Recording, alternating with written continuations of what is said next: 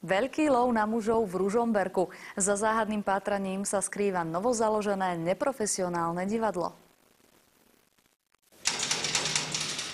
Pod pojmom lov na mužov sa môže ukrývať čokoľvek, no včera to našťastie pre ružomberských pánov dopadlo bez vážnejších následkov. Pár nadšencov sa rozhodlo založiť neprofesionálne divadlo, zatiaľ sa prihlásilo 20 ľudí, ale iba 2 muži. Potrebujú ich viac, základná podmienka je jasná. V podstate stačí, keď budú muži. Muži v pravom slova zmysle.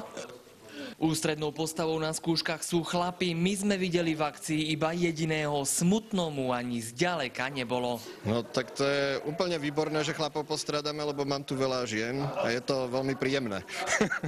Cieľ pre divadlo sa tak stále nezmenil. Parádne ženy máme, divadlo bez chlapov robiť nejde. Ja dúfam, že o týždeň tu už nebude len jediný chlap, ale bude ju tu viacero.